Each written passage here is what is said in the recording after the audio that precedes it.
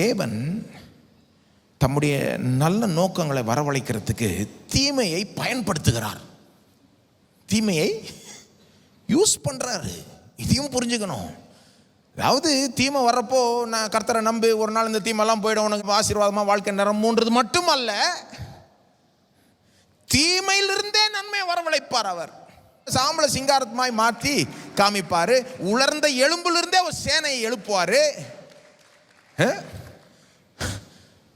தீமையில் அவர் ஒன்றுமே இல்லாதலிருந்து ஒரு காரியத்தை உண்டாக்குறாருன்றது மட்டும் இல்லை, நம்முடைய தேவன் தீமையிலிருந்து நன்மை வரவழைப்பார். அப்படிப்பட்ட தீமையை யூஸ் பண்ணிப்பார். அவர் செயல்படுகிற விதங்களை நாம் புரிந்து கொள்ள வேண்டும். யோசேப்பினுடைய கதையை யோசித்து பாருங்க. யோசேப்பினுடைய வாழ்க்கையில் சில நேரம் நம்ம நினச்சிக்கிறோம், இந்த தீமைக்கெல்லாம் என்ன அர்த்தம், என்ன எல்லாம் வேஸ்ட் அல்லவா? இல்லை, எந்த தீமையும் வேஸ்ட்டாக விட மாட்டார் தேவன்.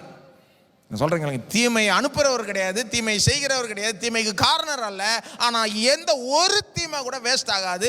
ஒரு நாள் இதை நாம் எல்லாருமே புரிஞ்சுப்போம். எல்லா தீமையும் தம்முடைய ஜனங்களுடைய நன்மைக்கென்றே அவர் திருப்பி அவருடைய நாம மகிமைப்படும்.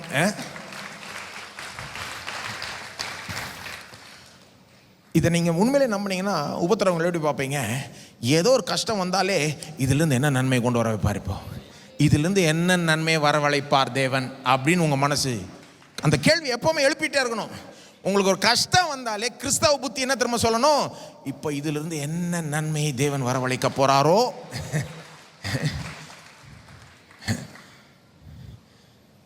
இப்படிதான் தேவன் செயல்படுகிறார். யோசேப்புக்கு தம்முடைய சொந்த குடும்பத்தார் செஞ்ச தீமை கொஞ்சம் நஞ்சம் இல்லை. சொந்த அண்ணன்மார்களே கூலியில் தூக்கி போட்டு அடிமையாக விற்று அழிக்கணும்னு பார்த்து பொறாமையினால் அப்படிலாம் செஞ்சு எவ்வளோ தீமை செஞ்சாங்க.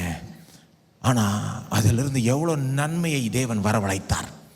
அதை யோசேப்பு உணர்ந்தார் பாருங்க. யோசேப்பு சொல்கிறாரு, ஆதியாகமம் 45:5-7 பிறகு யோசேப்பு அதை உணர்ந்து பேசுகிறார். என்னை இவ்விடத்தில் வரும்படி விற்று போட்டதினால் தம்முடைய சகோதரர்கள் பிறகு பயந்து போய் வராங்க அவர்கிட்ட. ஐயோ, நம்ம பெரிய தப்பு செஞ்சிட்டோமே, நாம் விற்று போட்ட அந்த தம்பி கடைசியில் பிரதமர் ஆகிட்டாரு, இப்போ நினச்சா நம்மளே கொண்டு போட்டுடலான்னு பயந்து வர்றப்போ யோசேப்பு அவங்களை ஆறுதல் படுத்தி பேசுகிறாரு. என்னை இவ்விடத்தில், ஆதியாகமம் 45:5, என்னை இவ்விடத்தில் வரும்படி விற்று போட்டதினால் நீங்கள் சஞ்சலப்பட வேண்டாம்.